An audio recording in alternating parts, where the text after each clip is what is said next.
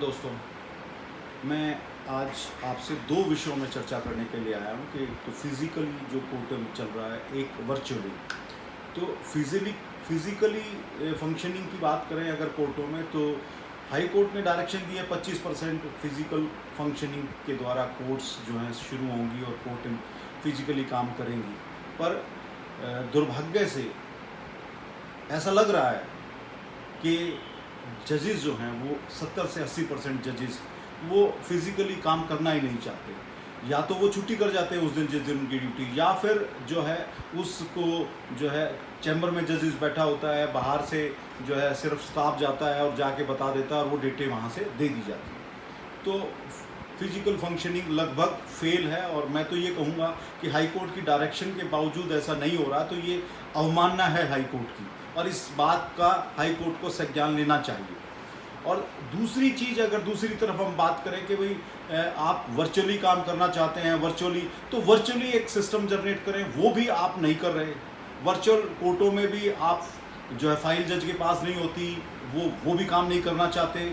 और उसके साथ साथ जो है अगर है भी तो अब जैसे आप अर्जेंट मैटर हैं जिसमें 3912 की एप्लीकेशन लगी होती है, वो मैटर्स भी आप हमने ई फाइल कर दिया है, वो उसके बाद उसका प्रिंट निकलता है, फिर वो कोर्ट में जाता है अलाउ कराने के लिए, तो एक लंबा उससे हफ्ता 10 दिन 15 दिन उसमें सारे वेस्ट हो जाते हैं। मेरा कहना ये है कि जब आपने ई फाइलिंग आपने करवा दी है तो कम से कम आप उसी तरह यूं का यूं डिजिटल सिग्नेचर डिस्ट्रिक्ट जज के हों या सीनियर सिविल जज उसको अलाउ करे डिजिटल माध्यम से, और उसको इमीडिएटली नेक्स्ट डे वो फाइल जो है वो केस है वो जो 3912 की जो एप्लीकेशन है वो डिसाइड हो या उसमें नोटिस हो, जो भी कार्रवाई हो। अब तो एक लंबा प्रोसेस इस तरह। इसी तरह सर्टिफाइड कॉपीज़ का प्रोसेस भी काफ़ी लंबा कर रखा है। जब आप जो है वीडियो कॉन्फ्रेंसिंग के माध्यम से कोर्ट चला रहे हैं, वर्चुअल आप बात कर रहे हैं, हर चीज़ ई फाइलिंग की बात आप कर रहे हैं, तो इस तरह ये आपने एक सर्टिफाइड कॉपी के लिए भी एक आपको सिस्टम जनरेट करना चाहिए था। ऑनलाइन एक एप्लीकेशन आप निकालें, उसको फाइल कर दें, वो सीधी रीडर के पास जाए, रीडर उसको डिजिटल चेक करे, वकालतनामा लगा हुआ है, जो भी फॉर्मेलिटीज़ पूरी करनी है उस पर डिजिटल सिग्नेचर और एमएम के, और सीधा वो फॉरवर्ड कर दी जाए कॉपी एजेंसी के पास। इस तरह से सिस्टम जनरेट किया जा सकता है, मगर ये अवॉइड किया जा रहा है। उसी तरह और चीज़ें हैं, वो बहुत सारी चीज़ें हम इस तरह से कर सकते हैं, मगर अगर हमारी मंशा है कुछ करने की तो इस तरह से मतलब हम ना तो हम फिजिकली कुछ काम कर रहे हैं हमारे जजेस, ना ही आपने जो है ई फाइलिंग, ई पोर्टल और ई सिस्टम से आप जो है काम कर पा रहे हैं। तो इसका मतलब ये 6 महीने हो गए देश की राजधानी में हम बैठे हैं, और फिर भी अगर हम एक सिस्टम को प्रॉपर तरीके से नहीं करना चाहते तो ये एक फेलियर नज़र आ रहा है हमारा पूरे सिस्टम का। तो मेरी अपील है हमारे जजेस से कि ये इस एक दृढ़ निश्चय के साथ ऐसा करें, कोई काम करके प्रैक्टिकल दिखाएं। और हमारे लीडर से भी, मेरे बाहर के लीडर से, बार काउंसिल के, कि वो बारीकी से इन चीज़ों को ध्यान करें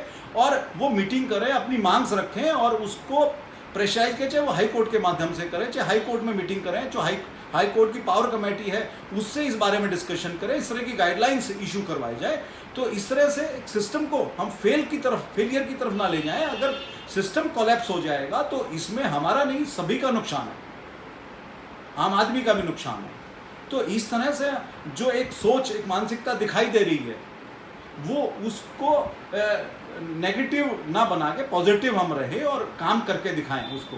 कुछ ही जज हैं, ऐसा नहीं है, 10-20% 30% जजेस काम कर रहे हैं, मगर बाकी फॉर्मेलिटीज़ कर रहे हैं। तो इस तरह की चीज़ें, ये बार के लीडर्स की भी रिस्पॉन्सिबिलिटी है, उसको वॉच करें और उसकी कंप्लेंट या उन चीज़ों को उठाएं, इशू को रेज करें और इनका रिजॉल्व करें।